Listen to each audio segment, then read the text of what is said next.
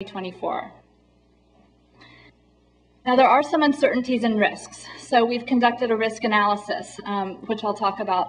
Some of the uncertainties are that the transmission and distribution rates that PG&E is responsible for could vary based on regulatory decisions that we don't have any control over. And even a CCA customer would be impacted by those because 50% of your rate is still tied to the transmission and distribution costs.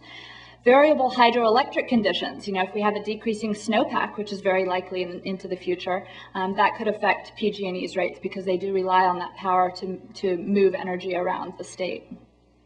Renewable energy costs could vary. We don't know if they're going to go up or down. We could speculate, but that could have some impact on CCA costs. Natural gas costs could go up or down, and that would impact PG&E's costs more than it would the CCA. So we conducted a risk analysis. One of the primary concerns of the city managers and the county administrator's office was, well, could our rates go higher than PG&E? If we do, we're going to get a black eye and we may not want to consider this anymore. So we looked at that. And we did a risk analysis that determined with a 90% probability that CCA rates in the first 3 to 4 years would be 5% above or below PG&E rates. Now, there are a number of different scenarios that were thrown into this risk analysis, and we could decide, we could choose to go a certain route that might help us stay at the level that we want to. But this kind of shows you, this chart shows you what the worst case scenario would be under this risk analysis. This shows a 5% increase above PG&E's rates. Now, keep in mind it would impact half of your bill. So a large home, for example, that had a monthly PG&E bill of $151 would go up to $158. So even under a worst case scenario, not a huge change, but keep in mind that it could also go 5% below PG&E's rates. Now, the benefits of the CCA are very likely in the long term. The first 3 to 4 year period is the riskiest time, and that's because we're having to pay a large sum of exit fees to PG&E that's in the millions. We have to pay them for the dollars that they've invested. They've purchased power on our behalf, and they need to be able to follow through on those commitments that they've made to purchase power. So there are regulations in place to protect them, and we need to pay exit fees to kind of get out of our contract with them. That's why the cost at the beginning would be higher. Also, at the beginning, we cannot reap the benefits of having power plants up and running or solar arrays that we've placed and capture savings from those. It takes time to get those in place. So the beginning period is the more risky period. But there are a number of mitigation measures that we could select in order to mitigate that risk. First of all, we could consider ramping up different types of customers. We could roll in the commercial customers for the first year or year and a half, and then roll in the residential customers, and that would give us some financial advantages. We could also take the exit fees that we owe PG&E and spread out our payback to them over a longer period of time. That would give us some advantages as well. Another possible mitigation measure would be to institute a type of green pricing where customers are able to pay a slightly higher rate for a higher renewable content, and that would allow us to plug money into those first 3 to 4 year period. So we're looking at all of that now as part of our phase 2 study.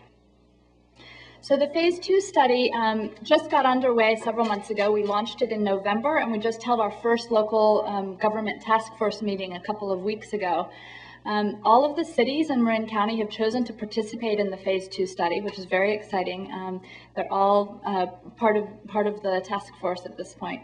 And the study has 3 components. The primary component is the Navigant study, which is underway. They're doing a lot of data analysis, looking at the market and finding out exactly what our costs are going to be in forming a CCA.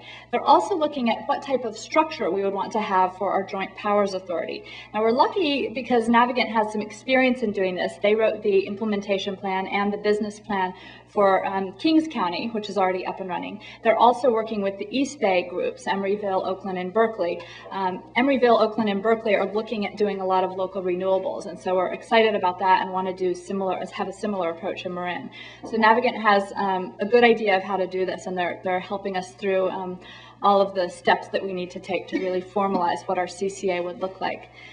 The second piece of the study is a bond counsel and legal analysis, and that's going to come into play later, probably in the summer, once we have a draft business plan. We're going to need to flesh it out and run it by our legal folks and our bond counsel to make sure that we're covering all the angles and that everything's going to pan out as we expect. The third piece is an alternatives analysis, and the alternatives analysis has two goals. One goal is to look at, is there any other way we could get to 50% renewables by the year 2017 without a CCA? Or is there any other way? Is this really the best way to do it? The other thing the alternatives analysis is looking at is how can we get a lot of local renewables in Marin County? And this will be important if we do choose to form a CCA.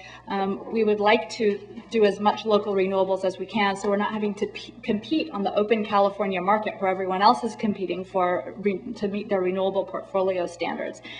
So this alternatives analysis will be useful whether we decide to go forward with the CCA, or if we decide there's a reason that we can't, it might have some other options for us. So the next steps are to follow our Navigant study, see what the data shows us, make some policy decisions as we go forward. At key times when we have a certain set of data come in, we'll need to decide which way we want to go as far as making policy decisions. We're also in the process of forming a technical advisory group and a stakeholders group. And we're open to suggestions at this point, particularly for the stakeholders group. We want to make sure that big energy users in the county are participating with us in crafting the CCA so that we're getting all input from all sides and making sure that we're structuring it so that it will really benefit all of the big users in the county. And then, as I mentioned before, at least 50% of Marin's energy load will need to participate in order for us to form a CCA, and it'll probably be in about 9 months or maybe a year that we're making a decision about whether to move forward or not. So we're excited to see what the outcome will be, and we are always available to answer questions and keep everyone up to date. Last thing I want to mention is we do have a website that has a lot of this information on it. It's marinsustainability.org, and then you'll look for the community choice aggregation header. We have a lot of the studies that have been done posted on the site, as well as draft business plans from other communities. Thank you. Thank you.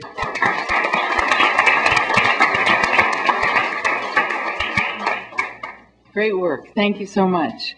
Just a reminder to our audience that we do have index cards for questions and answers, well, we'll get the answers, you do the questions on the index cards. I also want to acknowledge our mayor, Jean McClain. He has come in at the back, and I just want to acknowledge the thank you for coming, Mayor.